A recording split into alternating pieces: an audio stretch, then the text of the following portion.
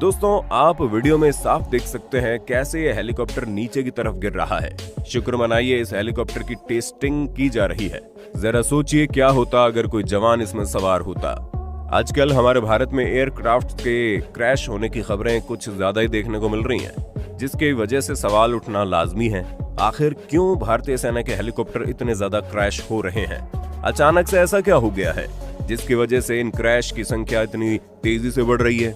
आज हमारे देश में एक ऐसी अनहोनी घटना घटी जिसको सुनने के बाद लगभग हर भारतीय सोचने पर मजबूर हो गया कि ये हुआ कैसे। आखिर इतनी एडवांस टेक्नोलॉजी के साथ बनी हेलीकॉप्टर के साथ ऐसा कुछ हो सकता है। दोस्तों, हमारे एयरफोर्स के पास मौजूद दुनिया के सबसे best transport helicopter Mi-17 V5 था, जिसकी गिनती सबसे एडवांस टेक्नोलॉजी वाले हेलीकॉप्टर्स में की जाती है। उसी के हेलीकॉप्टर के अंदर हमारे देश के पहले CDS विपिन रावत सवार थे, उनकी बीवी मधुरिका सवार थी और मौजूद थे कुछ आला अधिकारी। दरअसल वो हेलीकॉप्टर क्रैश हो गया है। तमिलनाडु के कुन्नूर के पास ये दुर्घटना हुई। आप जानकर हैरान रह जाएंगे दोस्तों, जब ये क्रैश हुआ तो इससे जोरदार आग की लपटें निकल रही थी। इस दुर्घटना के बाद अब तक 11 लोगों को मृत घोषित किया जा चुका है। इन्हीं में से एक विपिन रावत भी है। जी हाँ, बहुत अफसोस के साथ कहना पड़ रहा है कि हमने फिर से एक और अनमोल हीरा खो दिया, जिसकी भरपाई कोई नहीं कर सकता।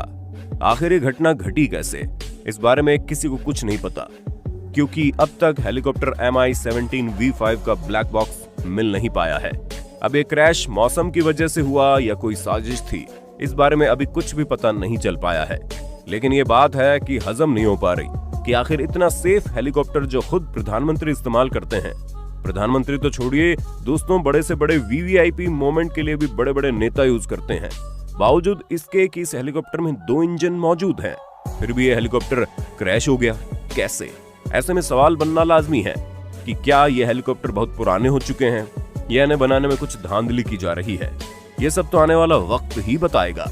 भारत के लिए बहुत बड़ा हादसा है दोस्तों। आज हम आपके साथ कुछ ऐसी घटनाएं शेयर करेंगे जिसको देखकर आप समझ जाएंगे कि कभी कभी गलती सिक्योरिटी की भी होती है। इसलिए वीडियो को एंड तक देखिए और साथ ही हमारे आर्मी भाइयों के लिए कमेंट बॉक्स में भारत माता की जय लिखना मत भूलना। दोस्तों, इस किस्म के हादसे कोई नई बात नहीं है, इसलिए सुरक्षा एजेंसी भी इस बात की पुरजोर कोशिश करती है कि ऐसे हादसे हो ही ना। ऐसी एक घटना हुई थी प्रधानमंत्री नरेंद्र मोदी के साथ। सबसे पहली घटना है प्रधानमंत्री नरेंद्र की इमरजेंसी लैंडिंग। चलिए आपको बताते हैं इस चीज की नौबत आखिर आई क्यों थी। आपको बता दें, जब भी प्रधानमंत्री नरेंद्र मोदी की रैलियों का आयोजन किया जाता है, इसमें सुरक्षा को लेकर विशेष इंतजाम किए जाते हैं। इनकी सुरक्षा को लेकर कोई भी लापरवाही नहीं की जाती। जहां रैली होने वाली होती है, उस जगह के हर एक कोने को बहुत ही बारीकी से जांच की जाती है। आम रैलियों की तरह ही एक बार प्रधानमंत्री नरेंद्र मोदी की रैली कौशाम्बी में होने वाली थी। प्रधानमंत्री नरेंद्र मोदी के सुरक्षा को लेकर एक दिन पहले ही हेलीकॉप्टर से बहुत सारे सैनिकों को बुला लिया गया था, जो वहां की जांच करने वाले थे। वहीं दूसरे हेलीकॉप्टर गोरखपुर से कौशाम्बी जा रहा था प्रधानमंत्री नरेंद्र मोदी को लेने। सब कुछ ठीक था। प्लेन में बैठने के कुछ देर बाद ही अचानक से हेलीकॉप्टर में तकनीकी खराबी आ गई, जिसके बाद पायलट ने अपना दिमाग चलाया और हेलीकॉप्टर को प्रतापगढ़ में मौजूद खुशहालीपुरी गांव में पास में खुले मैदान में हेलीकॉप्टर को लैंड करवा दिया। इमरजेंसी में हुई लैंडिंग की वजह से पूरा गांव इस हेलीकॉप्टर को देखने के लिए उमड़ पड़ा। हेलीकॉप्टर की लैंडिंग से पहले ही पूरी पुलिस फोर्स की टीम वहां आ गई थी। उसके बाद उन्होंने इस हेलीकॉप्टर को चारों तरफ से घेर लिया। लास्ट तक ये हेलीकॉप्टर ठीक नहीं हो पाया, जिसकी वजह से सुरक्षा एजेंसी के लोगों को दूसरा हेलीकॉप्टर बुलाना पड़ा। दूसरा हेलीकॉप्टर आने के बाद ही नरेंद्र मोदी वहां से जा पाए। दोस्तों, ये प्लेन क्रैश नहीं हुई, लेकिन जरा सोचिए अगर ये पायलट सही समय पर सही डिसीजन नहीं लेता और अगर गलती से ही सही अगर ये प्लेन क्रैश कर जाता तो फिर क्या होता।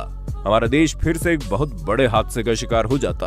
आपकी इस बारे में क्या राय है, कमेंट सेक्शन में बताना। जैसा कि हम आपको बता चुके हैं, ऐसी घटनाएं कभी आखिरी बनकर नहीं रही। ऐसी एक और घटना हुई जब प्रधानमंत्री नरेंद्र मोदी ईस्टर्न एक्सप्रेस के उद्घाटन के लिए निकले थे, तभी एक और घटना घटी थी। आपने बहुत बार प्रधानमंत्री मोदी की रैलियों को देखा होगा। साथ ही अगर आपने ध्यान दिया होगा तो आपको पता होगा जब उन्हें लोगों का अभिवादन करना होता है तो वो कार के सनरूफ से बाहर आते हैं। हम जब इसे देखते हैं तो हमें लगता है ये बहुत असुरक्षित तरीका है।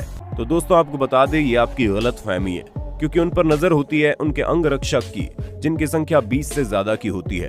ये भीड़ में मौजूद लगभग हर लोगों को स्कैन करते हैं और जब इन्हें हल्का सा भी खतरा महसूस होता है या इन्हें लगता है कि आदमी अटैक कर सकता है, तो फिर वो सीधा उस आदमी को खत्म कर देते हैं। इन लोगों के लिए प्रधानमंत्री नरेंद्र मोदी पर एक छोटी सी खरोंच आना भी बड़ी बात होती है। लेकिन बहुत बार दोस्तों, छोटी चोट को बड़ी घटना में बदलते ज्यादा वक्त नहीं लगता, और ये बात इस घटना पर बिल्कुल फिट बैठती है। हुआ ये था कि ईस्टर्न एक्सप्रेस के उद्घाटन के लिए प्रधानमंत्री नरेंद्र मोदी का काफिला निकल रहा था। इस काफिले में प्रधानमंत्री नरेंद्र मोदी रोड शो कर रहे थे, जैसे वो हर रैलियों में करते हैं। ठीक इस रैली में भी इन्होंने कार के छत की खिड़की खोलकर लोगों का अभिवादन स्वीकार किया। जाहिर सी बात है, प्रधानमंत्री नरेंद्र मोदी हो और लोग ना हो, ऐसा कैसे हो सकता है। इतनी सारी भीड़